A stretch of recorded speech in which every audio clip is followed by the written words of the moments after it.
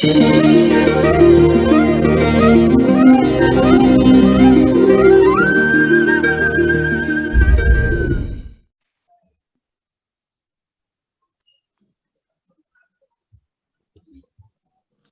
Krishna, Kamsa became satisfied by the action of Vasudev.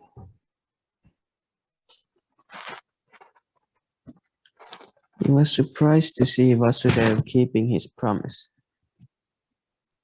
Oh, and my being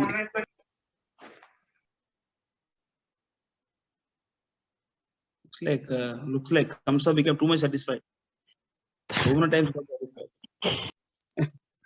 satisfied. Should I continue? Our moment is to make Krishna satisfied. What Krishna is Kamsa is too long satisfied. Huh? You guys are trying to satisfy Kamsa so much. Everything is tasty again and again and again.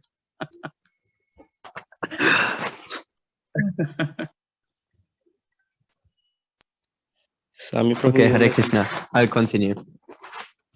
Once more, Kamsa became satisfied by the action of Vasudeva. He was surprised to see Vasudeva keeping his promise and being compassionate upon him, and pleased. He began to speak as follows. My dear Vasudeva, you need not present this child to me. I'm not in danger from this child. I have heard that the eighth child born of you and Devaki will kill me. Why should I accept this child unnecessarily? You can take him back. When Vasudeva was returning home with his firstborn child, although he was pleased by the behavior of Kamsa, he could not believe in him because he knew that Kamsa was uncontrolled. An atheistic person cannot be firm in his word of honor.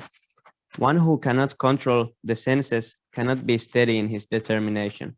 The great politician Chankaya Pandit said, never put your trust in a diplomat or in a woman. Those who are addicted to unrestricted sense gratification can never be truthful, nor can they be trusted with any faith. At that time, the great sage Narada came to Kamsa. He was informed of Kamsa's becoming compassionate to Vasudeva and returning his firstborn child. Narad was very anxious to accelerate the descent of Lord Krishna as soon as possible. He therefore informed Kamsa that personalities like Nanda Maharaj and all the cowherd men and girls and the wives of the cowherd men in Vrindavan, and on the other side, Vasudev, his father, Surasena, and all his relatives born in the family of Vrishni of the Yadu dynasty were preparing for the appearance of the Lord. Narada warned Kamsa to be careful of the friends and well-wishers and all the demigods taking birth in those families. Kamsa and his friends and advisors were all demons. Demons are always afraid of demigods. After being thus informed by Narada about the appearance of the demigods in different families, Kamsa at once became alert. He understood that since the demigods had already appeared, Lord Vishnu must be coming soon. He at once arrested both his brother-in-law Vasudeva and Devaki and put them behind prison bars. Within the prison, shackled in iron chains, Vasudeva and Devaki gave birth to a male child year after year, and Kamsa, thinking each of the babies to be incarnation of Vishnu, killed them one after another. He was particularly afraid of the eighth child, but after the visit of Narada, he came to the conclusion that any child might be Krishna. Therefore, it was better to kill all the babies who took birth of Devaki and Vasudeva. This action of Kamsa is not very difficult to understand. There are many instances in the history of the world of persons in the royal order who have killed father, brother, or a whole family and friends for the satisfaction of their ambitions. There is nothing astonishing about this, for the demoniac can kill anyone for their nefarious ambitions. Kamsa was made aware of his previous birth by the grace of Narad. He learned that in his previous birth he was demon of the name Kalanemi and that he was killed by Vishnu. Having taken his birth in Bhoja family, he decided to become the deadly enemy of Yadu dynasty. Krishna was going to take birth in that family, and Kams was very much afraid that he would be killed by Krishna just as he was killed in his last birth. He first of all imprisoned his father Ugrasen because he was the chief king among Yadu, Bhoj, and Andhaka dynasties, and he also occupied the kingdom of Surasen, Vasudev's father. He declared himself the king of such places. Thus ends the Bhaktivedanta purport of first chapter of Krishna Advent of Ribo. Bhakta Yuvraj had a question. What's the question? Prabhu, if Vishnu kills someone, the person attains liberation. And how is that Kamsa was killed by Vishnu in his previous birth and he did not attain liberation? Yes, I was thinking the same thing and I'm not sure about the answer. Good question. Let's save that question to somewhere. maybe we can take question at last, and any Prabhu can Okay, who okay, want to Prabhu. answer can answer. Yes, write the questions to the chat if you have any. Prayers by the demigods for Lord Krishna in the womb, chapter 2. King Since Kamsa. it is end of chapter, since it is at end of chapter, I think you can carry on. If someone can answer, I have to go for milk offering. If someone can answer, it'll be nice also. Actually, end of the chapter, you can discuss about the chapter. It will be good also. Not just about questions. Even your understandings about the chapter also nice. You know, like chapter by chapter, we can go like that. So who can answer that question? Dheeraj? No, Prabhu. I just know that the demons that they are killed by Krishna, they attend the, I think, Sayurja Mukti, the merging into the Krishna's, the effulgence of Krishna. That type of Mukti they attain. The demons who got killed by Krishna. I think I don't know the specific answer. Okay. The If you don't know, reason. I'll answer next time. Okay, fine. I have to go for the offering. Huh? No, carry on. If you don't know, you can go to the next chapter. It's fine. I'll King answer tomorrow. Kamsa not only occupy. Okay, bro. King Kamsa not only occupied the kingdoms of the Yadu Bhoja and Andhaka dynasty and the kingdom of Surasen, but he also made alliance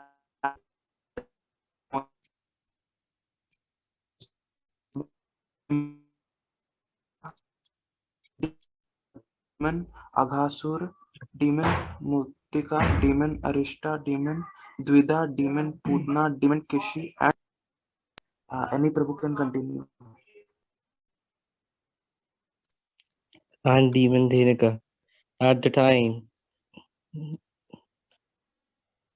at that time, Jarasandha was the king of Magadha province, known as present Bihar state.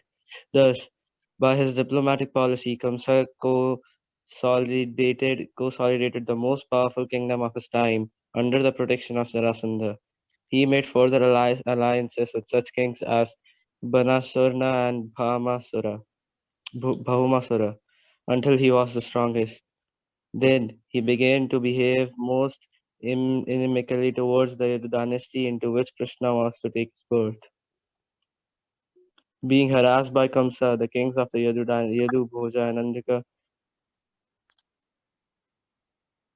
dynasties began to take shelter in different states, as such as the state of Kurus, the state of Manchalas, and the states known as Kikeya, Salva, Vidhara, Nishadha, Vidheya, and Kaushala. Kamsa broke the solidarity of the Yadu kingdom as well as Bhoja and Andhaka. He made his position the most solid within the vast tract of land known at that time as Bharatvarsha. When Kamsa killed the six babies of Devaki and Vasudeva, one after another, many friends and relatives of Kamsa approached him and requested him to discontinue these heinous activities, but all of them became worshippers of Kamsa. When Devaki became pregnant for the seventh time, a plenary expansion of Krishna known as Ananta appeared within her womb. Devaki was overwhelmed with both with jubilation and lamentation. She was joyful, for she Prabhu, you must scroll down. For she could understand that Lord Vishnu has taken shelter within her womb, but at the same time she was sorry that as soon as her child would come out,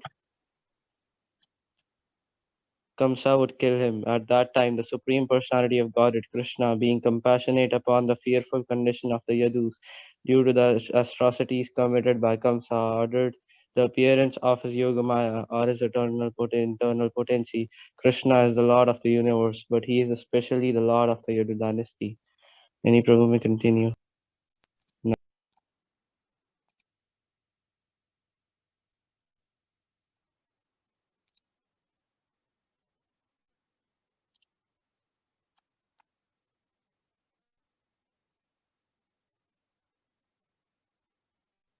Hare Krishna.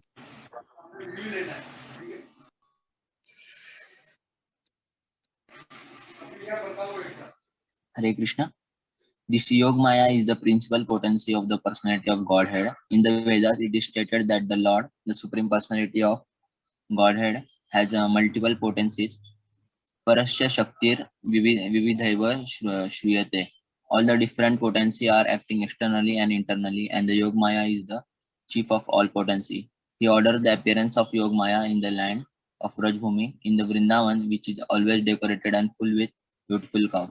In Vrindavan, Rohini, one of the wives of Vasudeva, was residing in the house of King Nanda and Queen Yashoda. Not only Rohini, but many others in the Yadu dynasty were scattered all over the country due to their fear of the atrocities of Kamsa.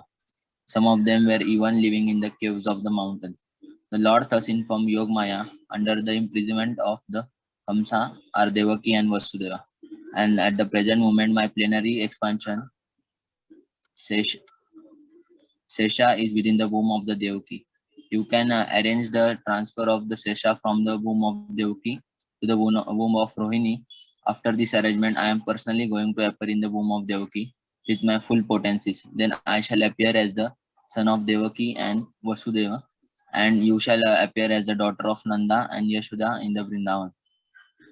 Since you will appear as my contemporary sister, people within the world will worship you with all kinds of valuable presentation, incense, candles, flowers, and offering of sacrifice. You shall quickly satisfy their desires for sense gratification. People who are after materialistic affection will worship you under the different form of your expansion, which will be named as Durga, Bhadrakali, Vijaya, Vaishnavi, Kumunda, Chandika, Krishna, Madhavi, Kanyaka, Maya, Narayani, Ishani, Sharada, and Ambika. Krishna and Yogmaya appeared as brother and sister, the supreme powerful and the supreme power.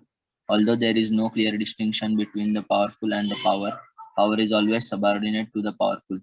Those who are materialistic are worshipper of the power, but those who are transcendentalist are worshipper of the powerful. Krishna is the supreme powerful and Durga is the supreme power within the material world. Actually, people in the Vedic culture worship both the powerful and the power. There are many hundred and thousands of temples of Vishnu and Devi, and sometimes they are worshipped simultaneously.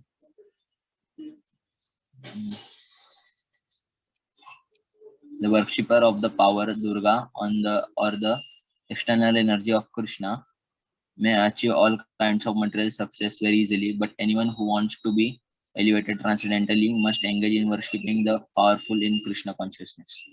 The Lord also declared to Yogmaya that his plenary expansion Ananta Shesha was within the womb of Devaki. On account of being forcibly attracted to the womb of Rohini, he would be known as Sankarshana and would be source of all spiritual power or bala by which one could be able to attain the highest bliss of life. It's called Ramana. Therefore, the plenary Ananta would be known after his appearance either as Sankarshana or Balrama. In the Upanishad, it is stated, Nayama Atma Bala Hinena Labhya. The purport is that one cannot attain the supreme or any form of self-realization without being sufficiently favored by Balarama. Bala does not mean physical strength. No one can attain spiritual perfection by physical strength.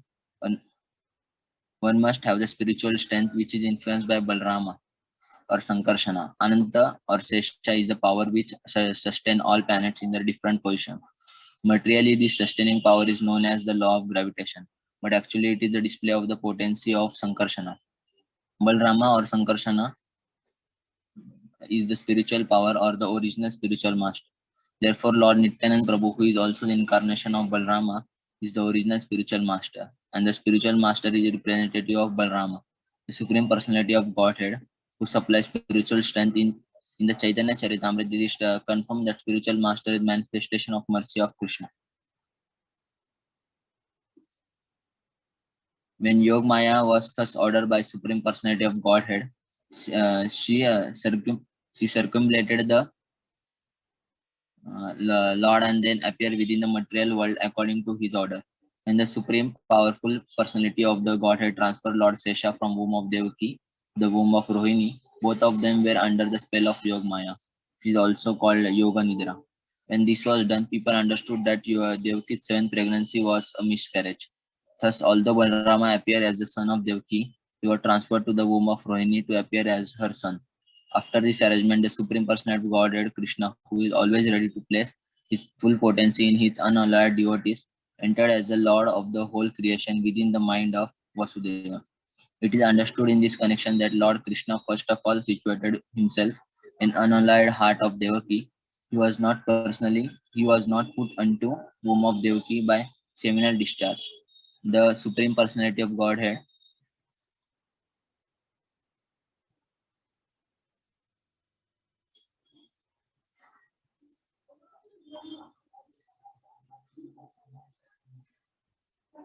Hare Krishna. by his inconceivable potency can appear in any way. It is not necessary for him to appear in the ordinary way by seminal injection within the womb of the woman. Hare Krishna Prabhu. Anybody can read? Yes, Hare Krishna, I'll continue. When Vasudeva was sustaining the form of the Supreme Personality of Godhead within his heart, he appeared just like the glowing sun whose shining rays are always unbearable and scorching to the common man. The form of the Lord situated in the pure unalloyed heart of Vasudeva is not different from the original form of Krishna. The appearance of the form of Krishna anywhere and especially within the heart is called Dhamma. Dhamma does not only refer to Krishna's form, but his name, his form, his quality, and his paraphernalia. Everything becomes manifest simultaneously. Thus, the eternal form of the Supreme Personality of Godhead with full potencies was transferred from the mind of Vasudeva to the mind of Devaki, exactly as the setting sun rays are transferred to the moon, to the full moon rising in the east.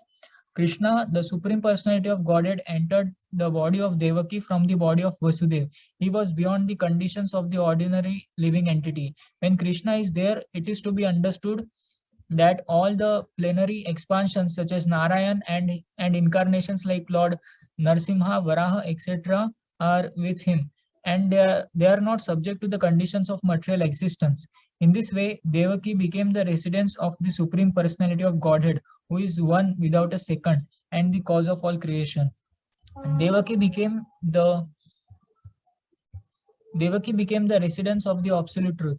But because she was within the house of Kamsa, she looked just like a suppressed fire or like misused education. When fire is covered by the walls of a pot or is kept in a jug, the illuminating rays of the fire cannot be very much appreciated.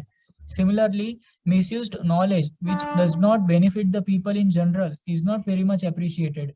So Devaki was kept within the prison walls of Kamsa's place, and no one could see her transcendental beauty, which resulted from her conceiving the Supreme Personality of Godhead.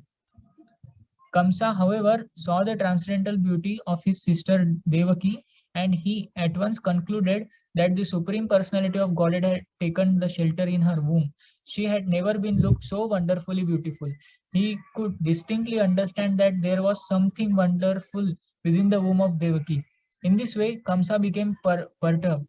He was sure that the Supreme Personality of Godhead would kill him in the future, and that he had now come. Kamsa began to think, what is to be done with Devaki? Surely she has Vishnu or Krishna within her womb. So it is certain that Krishna has come to execute the mission of the demigods. And even if I immediately kill Devaki, his mission cannot be frustrated. Kamsa knew very well that no one can frustrate the purpose of Vishnu. Any intelligent man can understand that the laws of God cannot be violated. His purpose will be served in spite of all impediments offered by the demons. Kamsa thought, if I kill Devaki at the present moment, Vishnu will enforce his supreme. Vishnu will enforce his supreme will not vehemently. To kill Devaki just now would be a most abominable act. No one desires to kill his reputation, even in an awkward situation. If I kill Devaki now, my reputation will be spoiled.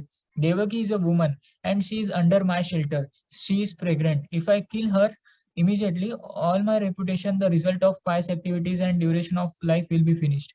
He also further deliberated, a person who is too cruel, even in his lifetime, as good as dead. No one likes a cruel person during his lifetime, and after his death, person curse him. On account of his self-identification with the body, he must be degraded and punished into the darkest region of hell. Kamsa thus meditated on the pros and cons of killing Devaki at that time. Hare Krishna. So any other devotee wish to continue? Hare Krishna. Kamsa finally decided not to kill Devaki right away, but to wait for the inevitable future. But his mind became absorbed in animosity against the personality of Godhead. He patiently waited for the deliverance of the child, expecting to kill him, as he had done previously with the other babies of Devaki, thus being merged in the ocean of animosity against the personality of Godhead. He began to think of Krishna and Vishnu while sitting, while sleeping, while walking, while eating, while working, in all the situation of his life. His mind became so much absorbed with the thought of the Supreme Personality of Godhead that indirectly he could see only Krishna or Vishnu around him. Unfortunately, although his mind was so absorbed in the thought of Vishnu, he is not recognized as devotee because he was thinking of Krishna as an enemy. The state of mind of a great devotee is also to be always absorbed in Krishna, but the devotee thinks of him favorably, not unfavorably. To think of Krishna favorably is Krishna consciousness, but to think of Krishna unfavorably is not Krishna consciousness. At this time, Lord Brahma and Lord Shiva, accompanied by great sages like Narada and followed by many other demigods, invisibly appeared in the house of Kamsa. They began to pray for the Supreme Personality of Godhead in select prayers, which are very pleasing to the devotees and which award fulfillment of their desires.